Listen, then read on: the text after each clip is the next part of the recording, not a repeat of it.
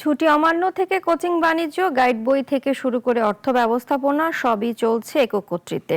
একজন প্রধান শিক্ষক আর একের পর এক অভিযোগ। রাজধানীর গ্যান্ডারিয়া উচ্চ বিদ্যালয়ে নানা অনিয়ম ঘটলেও ব্যবস্থা নেওয়ার নেই কোনো কর্তৃপক্ষ।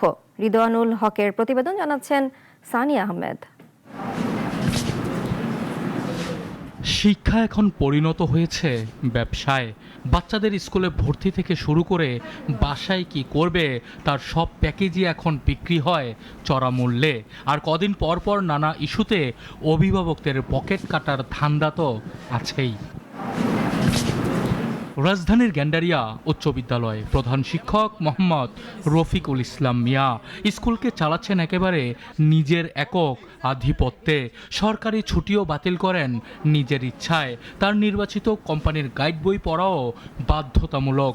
কোচিং বাণিজ্য তো রয়েছেই, আর তার সিদ্ধান্তের বাইরে গেলেই শিক্ষক থেকে কর্মচারী সবার উপরই তৈরি হয় চাপ। এছাড়া প্রতিষ্ঠানের বিভিন্ন ফান্ডের অর্থ কোথায় কিভাবে ব্যয় হচ্ছে তারও নেই স্বচ্ছতা। পেপারের মধ্যে একটা কাগজ দিয়ে ছিল, ওই কাগজের মধ্যে গাইডের নামটা লেখা ছিল।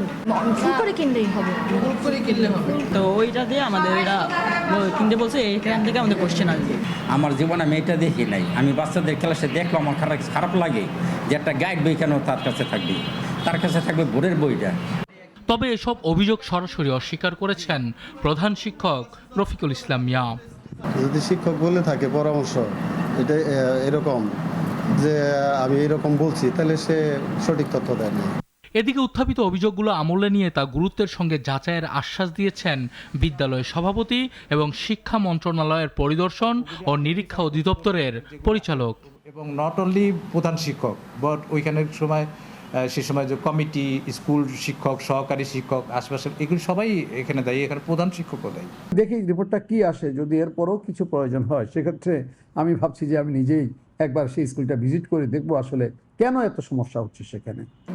শিক্ষক, শিক্ষার্থী থেকে শুরু করে অভিভাবক সবাই চান একটি নিরপেক্ষ তদন্ত, যাতে স্কুল হয় শিক্ষা কেন্দ্র, কোনো বাণিজ্যিক ভবন নয়। স্কুলটাকে নিয়ে ষড়যন্ত্র চলছে বহিরাগত বাইরে। সানিয়া আহমেদ, নাগরিক, ঢাকা।